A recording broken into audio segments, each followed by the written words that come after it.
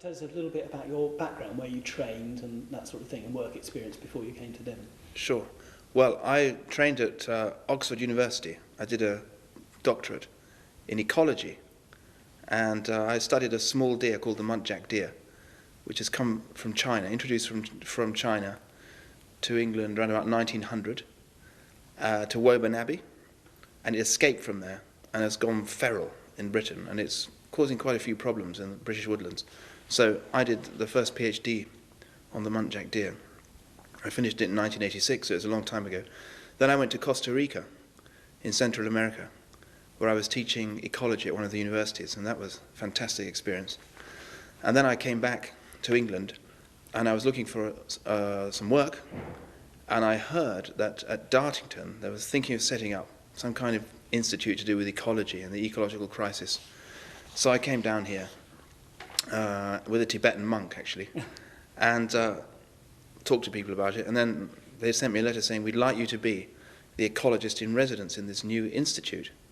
They hadn't had a name for it. They later on called it Schumacher College.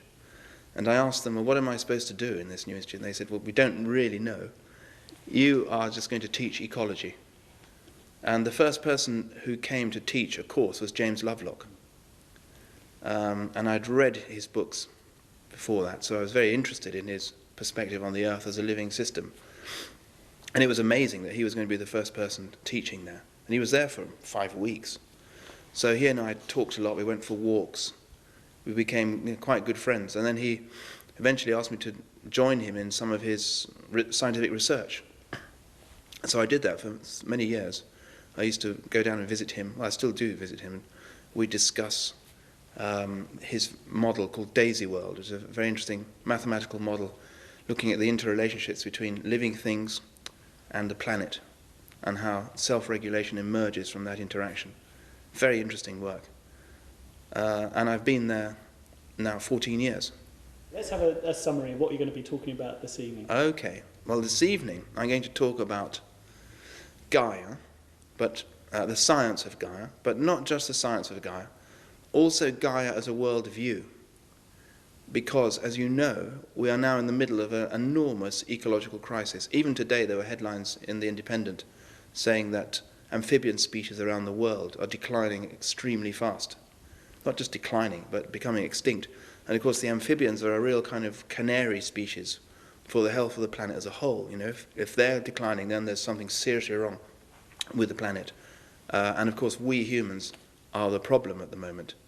So I'm going to discuss what it is about our worldview in the West which has led to this tremendous war on nature. And then I'm going to look at an alternative worldview. And in doing that, I'll bring in Gaia theory and also look at deep ecology. So I'm going to be using science, the science of Gaia, to show us how we can come into a new relationship with the Earth, which is scientifically based, but it also involves intuition, sensing, feeling, and the whole of our psyche. So that's what I'm going to try and do. Okay, and can you talk a bit about deep ecology and what you mean by that? Yeah, deep ecology. Well, it was the word or the phrase was coined by the Norwegian philosopher Arne Næss.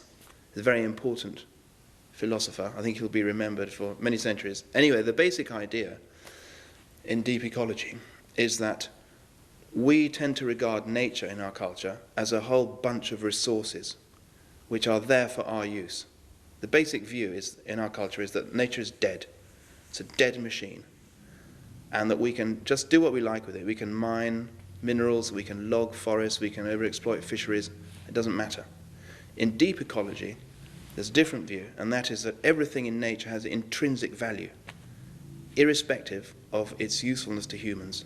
So everything, if you like, is sacred. And deep ecology then engages in a deep questioning of our culture and of our society, trying to uncover what it is that went wrong with our Western worldview, what it is that could have led us to be so destructive of nature and traditional cultures.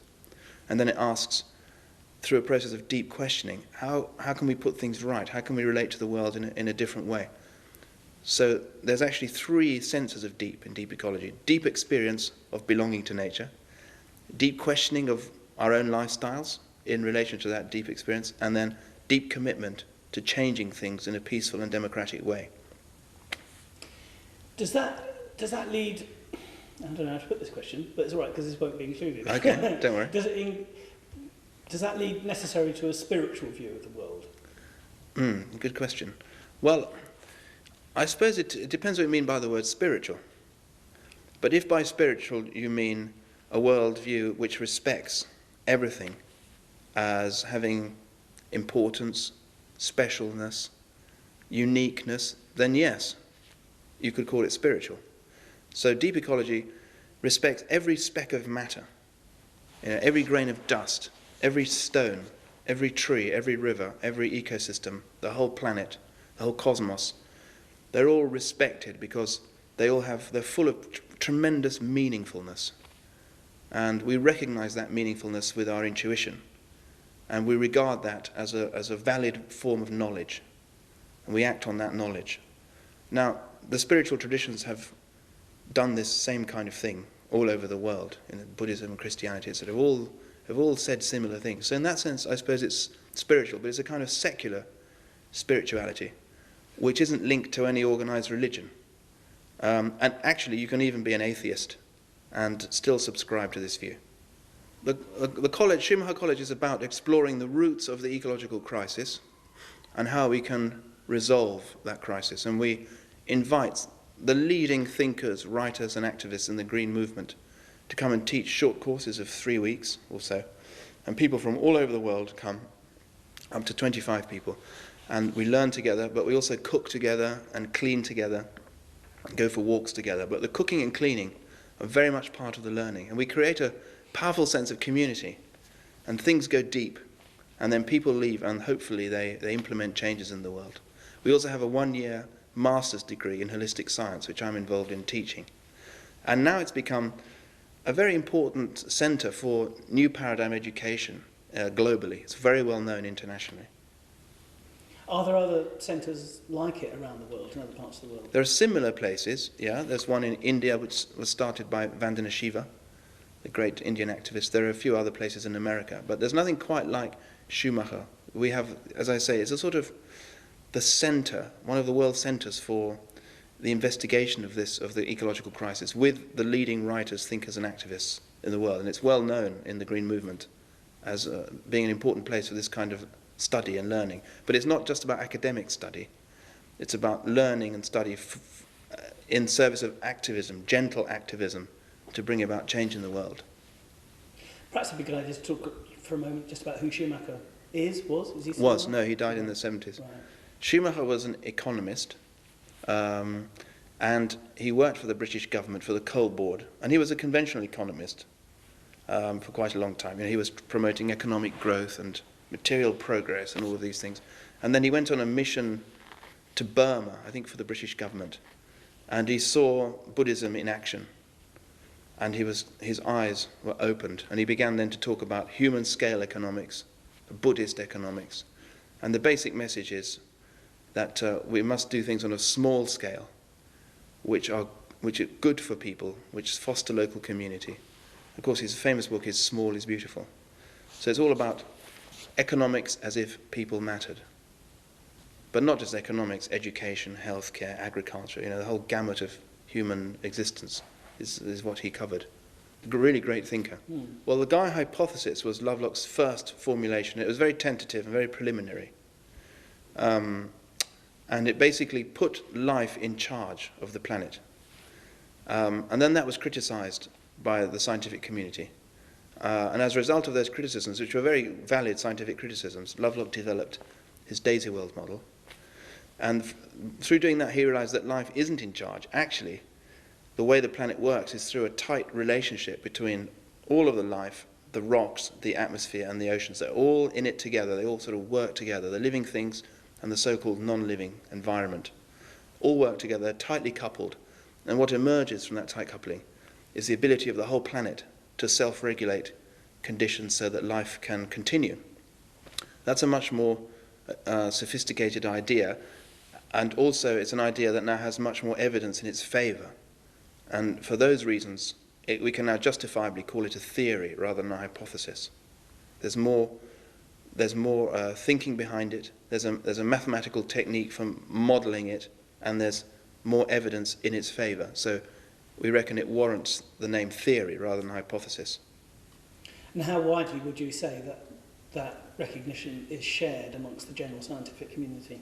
Well, the scientific community have accepted the ideas completely, I would say, but they don't like the name Gaia, because Gaia is the Greeks' divinity of the earth, and science has no truck with divinities, or with any hint that the cosmos is somehow alive, intelligent, that it has a purpose, that it's somehow animistic. And Gaia for science means all of those things. So what science has done is rejected the name Gaia and rebranded it, and they now call it Earth System Science, not Gaia theory, Earth System Science.